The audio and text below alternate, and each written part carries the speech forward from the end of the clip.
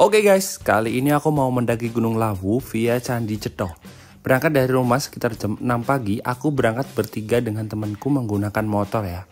Jarak rumah aku ke base camp tidak terlalu jauh, cuma sekitar 20 menitan aja udah sampai di base camp.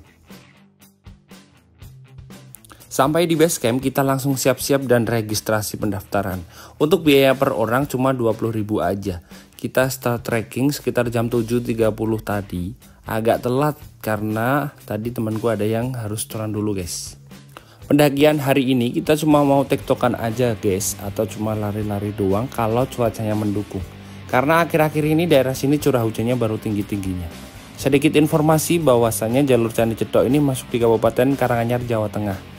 Dengan ketinggian base camp sekitar 1.500-an mdpl dan untuk puncak Gunung Lawu sendiri berada di ketinggian 3.265 mdpl. Jadi lumayan jauh dari base camp ke puncaknya ya. 5 menit berjalan kita melewati situs Candi Ketek. Gak jauh dari situs ini kita diberhentikan dan harus memakai sepotong kain karena akan memasuki kawasan petilasan Brawijaya yang dipercaya sebagai raja terakhir Majapahit. Untuk biaya pemakaian kain ini dikenakan tarif 5.000 untuk setiap orangnya.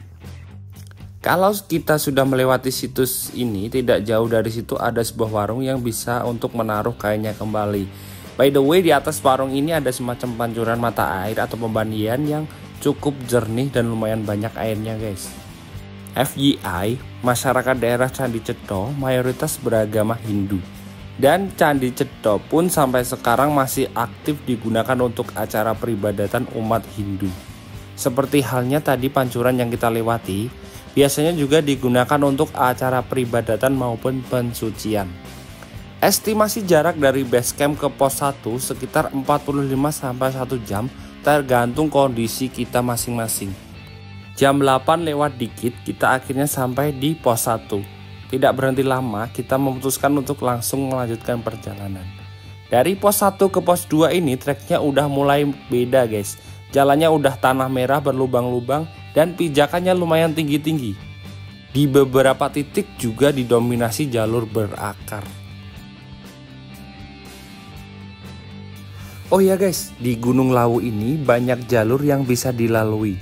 Jalur yang udah resmi ada Cemoro Sewu, ada Cemoro Kandang, Singolangu, dan Via Tambak. Ada juga seperti Via Jogorogo tapi belum diresmikan ya.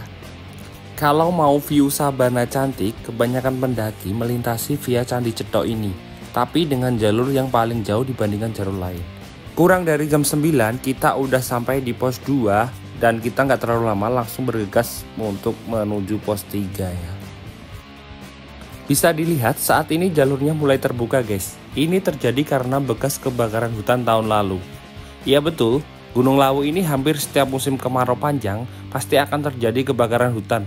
Baik itu ulah dari manusia ataupun terjadi karena proses alam itu sendiri ya. Jadi sebagai manusia yang berakal jangan sampai dengan sengaja kita merusak alam ya guys ya.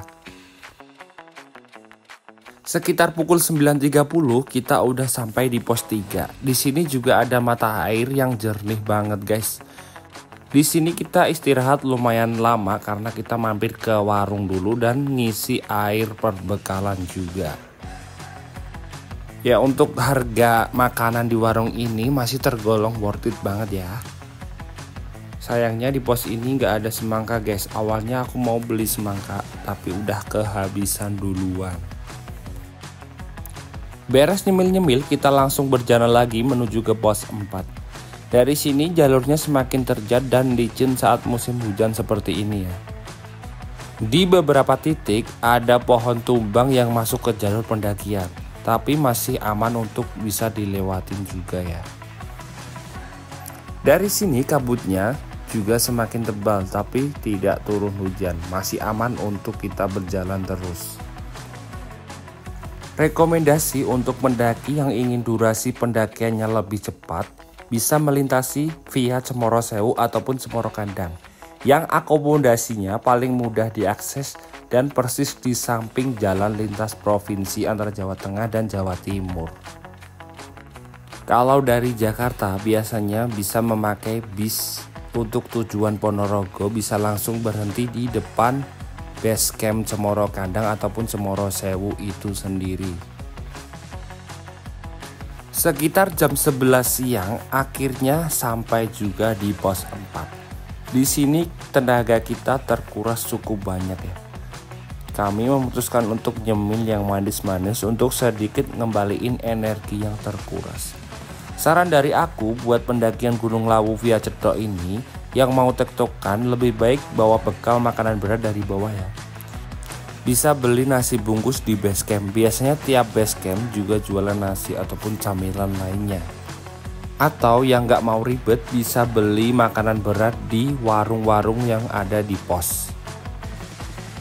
Informasi tambahan untuk beberapa warung di jalur Cedhok ini biasanya buka saat weekend aja ya, ataupun hari-hari libur. Kalau hari biasa kemungkinan bakal tutup. Jalur menuju pos 5 ini lebih gokil lagi guys. Walaupun beberapa kali dikasih bonus, tapi cukup menyiksa dengkul ya. Bisa dilihat sendiri, jalurnya sangat terjal banget, langsung naik ke atas bukit itu.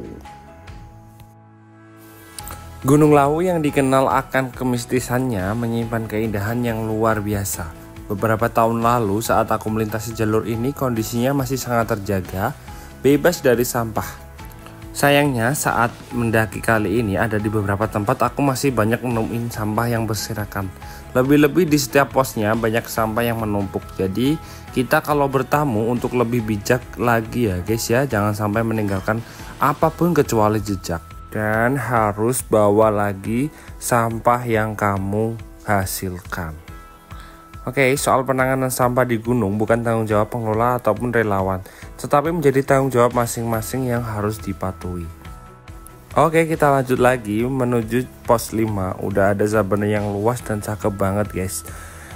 Ada yang menyebut tempat ini namanya Bulak Peperangan. Kondisi vegetasi di tempat ini lebih longgar, didominasi pohon pinus dan bentangan sabana yang luas banget. Di tempat ini juga ada perjabangan jalur dari via Jogorogo, tapi ini belum resmi ya, masih ilegal karena belum diresmikan. Oke, kita lanjut jalan, paling 5 menit kita berjalan, akhirnya kita sampai juga di pos 5. Di sini spare untuk mendirikan tenda lumayan luas dan juga ada warung yang pastinya kalau weekend pasti buka. Tanpa berhenti kita langsung tancap gas lagi karena udah jam 12 siang kita sampai di pos 5 ini. Saran dari base camp kalau tektok jam 12 siang harus mulai turun ya, berhubung tujuan kita nggak sampai di puncak ya, kita masih santai-santai dan melanjutkan perjalanan ke Gubakan Menjangan karena tujuan kita itu di Gubakan Menjangan. View jalur menuju Gubakan Menjangan ini juga cakep banget guys, karena terhimpit 2 bukit seperti di lembahan dengan bentangan sabana yang cukup luas dan diselimuti dengan kabut tipis, menambah suasananya makin syahdu ya. Dan tepat sebelum ke Gubakan Menjangan ada tanjakan yang lumayan terjal, tanjakan terakhir. Habis ini nanti langsung ada view sabana yang lumayan luas lagi, bisa dilihat.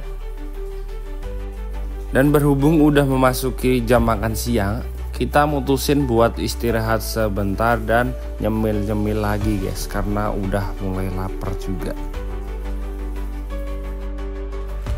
Informasi buat yang mau mendaki Gunung Lawu via Candi Cedhok ini, kalau musim hujan harus siap dengan konsekuensinya. Kalau hujan sepanjang jalur ini akan jadi aliran sungai dadakan. Nah, setelah sabana luas tadi, akhirnya kita sampai di Gubakan Menjangan. Dan ini spot paling favorit buat ngecamp para pendaki, di samping view-nya bagus.